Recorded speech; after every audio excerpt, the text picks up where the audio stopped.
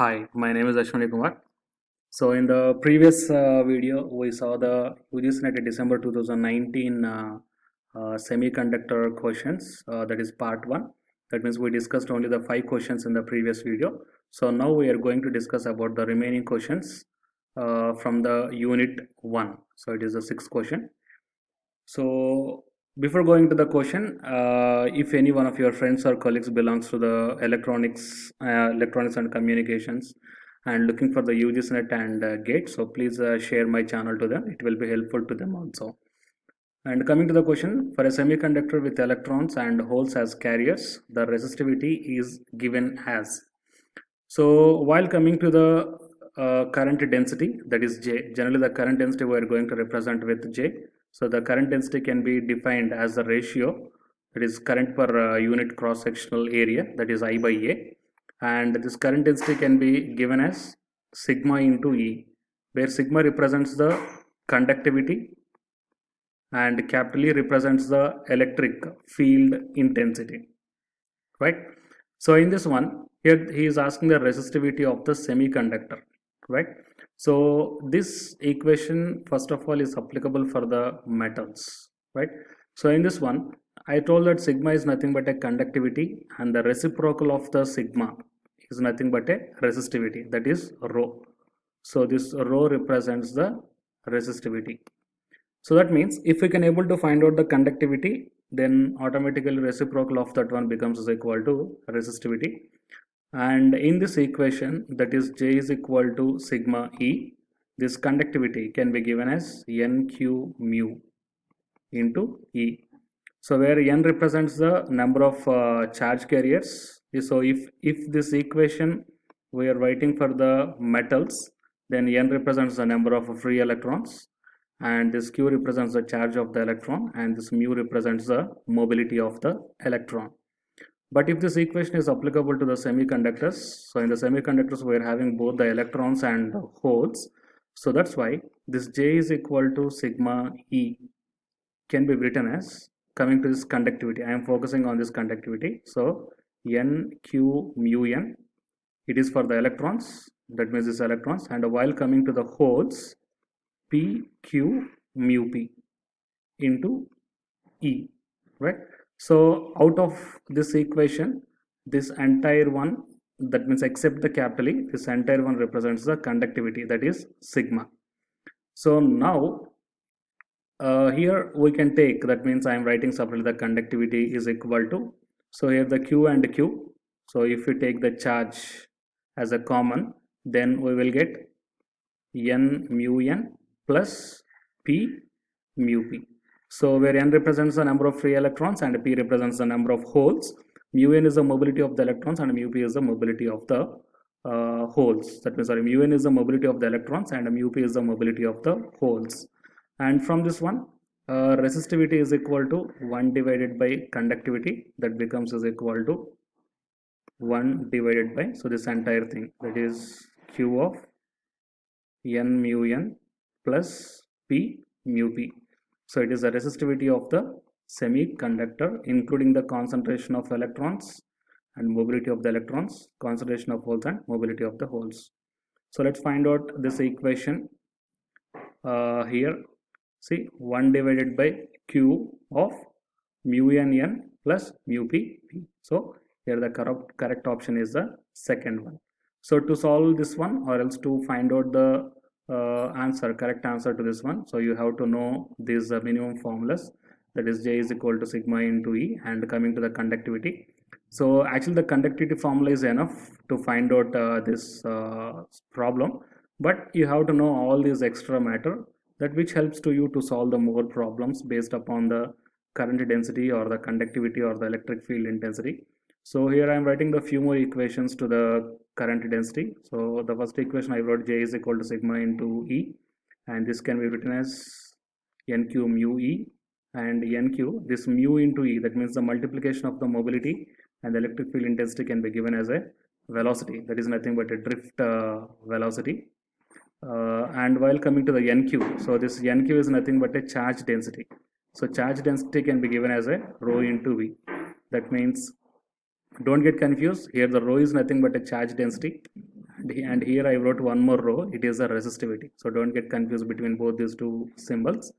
So it is also the one more equation to the current density, that is J is equal to rho into, that means multiplication of the current charge density and drift velocity, right?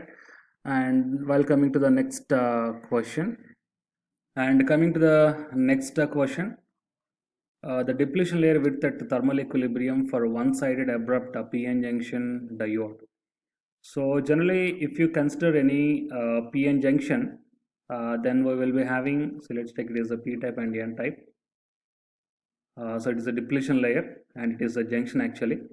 And the width of the depletion layer depends upon the forward biasing and reverse biasing. That means that it depends upon the biasing conditions of the p-n junction diode. Anyhow, here I am taking this depletion width is W, fine, W, and it will be having some built-in potential, right? Built-in potential or potential barrier. So different names are there. We can represent with a V naught or V suffix Bi. So V suffix Bi is nothing but a built-in potential, and V naught barrier potential. Something different names will be there. But anyhow, here they use the symbol V suffix Bi. So I'm just taking the barrier potential or a barrier voltage, or because while coming to the p-type, we will be having the negatively charged ions, and coming to the n-type, we will be having the positively charged ions. So here the negative charged ions and the positive charged ions, that means at that means the depletion layer located at the p side is having the negative charge, and the depletion layer located at the n side is having the positive charge. So whenever the electric dipoles, here the negative and positive are nothing but electric dipoles. So whenever the electric dipoles are formed, then automatically certain electric field or the potential will be developed, and that potential we are going to call as a barrier potential, right? Or else built-in voltage, anything is fine. So while coming to this barrier voltage and this width of the depletion layer, so as per the Poisson's equation, dou square V by dou x square is equal to minus rho by epsilon. So here, if you want to take only the magnitude, then we can take rho by epsilon. So magnitudes means negatives will not be considered. And here I am adopting this equation to this concept, to the p-n junction diode concept.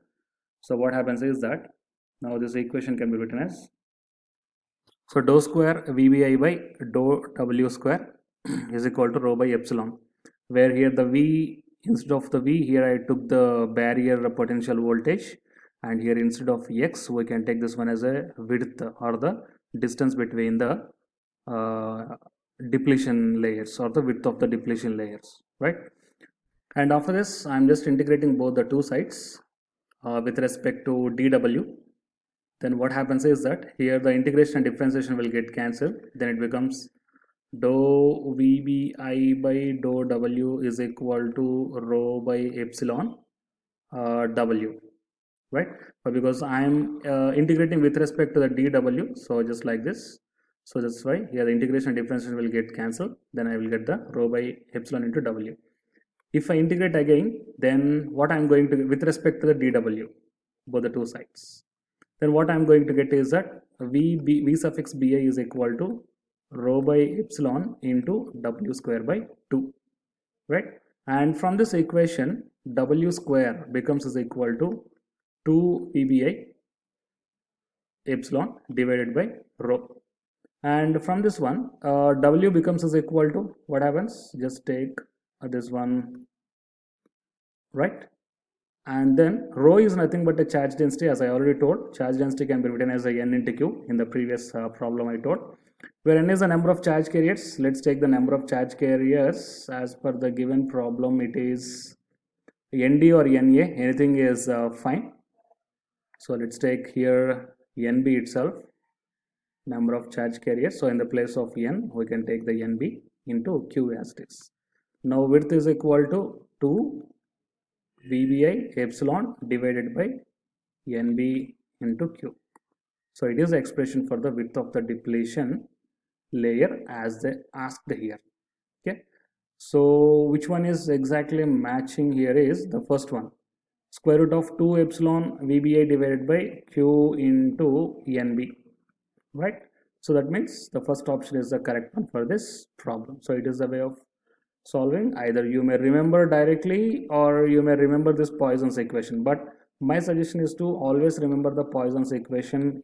It leads to solving the many problems which are asking especially about the depletion layers, right? And next we will see the next question. So next it is the 8th question. Match the elements of the list given below. So PN junction, MOSFET, JFET and ideal MIS diode. So few equations are also given here. So while coming to the NET exam, what is the problem is that sometimes we're not listened about the few names of the diodes or something. See, MIS, it is a new name, right? So you need not to worry about such type of things. You just only take care about whatever the things you know, especially in the case of match the following elements like this. So coming to the PN junction diode, the current equation for this one, all of you know, why? Because it is a very familiar and the basic thing. I is equal to I naught into e power QV by KT minus 1, where I naught is the reverse saturation current, QV is the charge, V is the potential difference, K is the Boltzmann constant, and T is the temperature. That means the current flowing through the diode is depending upon the temperature, right? And coming to the MOSFET. So to the MOSFET, generally we will be having the two different types of equations for the active region and for the saturation region. While coming to the saturation region, VDS must be greater than or equal to VGS minus VTH. And coming to the active region, VDS will be greater than VGS minus VTH. Of course, we will be having the two different types of equations for both these two. So coming to the saturation point of view, the drain current can be given as like this: mu naught COX into W by L into VDS whole square by 2. And while coming to the active region, it can be given as mu naught COX W by L into VGS minus VT into VDS minus VDS square by 2, right? So it is the equation for the drain current in the MOSFET in the active region. So two different types of currents equations are there. So if you observe, this one is a perfectly matching to the MOSFET, right? That means A is matching to the 3 and B is matching to the 2, and the JFET, as you know, that IDS, that is source to drain current, is equal to IDS into 1 minus VGS by VP whole square. So it is also the important equation you have to remember. So obviously the D matches up with the first one. So A is 3, only one option is there. A is 3, B 2, C 4 and D 1. So like that you can identify the exact answer. So match the following is very simple way. If you know one or two equations, then automatically you can find out. See, in this case, if you exactly know that A is matching up with the 3, khatam. Okay, the first one is the correct answer. Why? Because nowhere they given A is matching up with the 3 here. So the first one is the correct option, right? And so it is the last question from the unit 1, that is semiconductors, in the UGC NET December 2019. I think it's the 9th one. Arrange the following materials in order of increasing mobility of the holes. So mobility of the holes means mu p. So generally at the time of studying, we know about only the silicon and germanium, mu n and mu p. So based upon that one also you can identify the correct answer to this one. But anyhow, I am giving the numbers here. For carbon, the mobility of the holes is 1000 approximately at room temperature, and for germanium 1900 approximately, and coming to the silicon carbide it is 100, and for gallium arsenide it is 400. So if you observe all these things, he is asking the increasing order of the mobility. So increasing order means first one is the C. Sort of all this one, the first one is the C, right?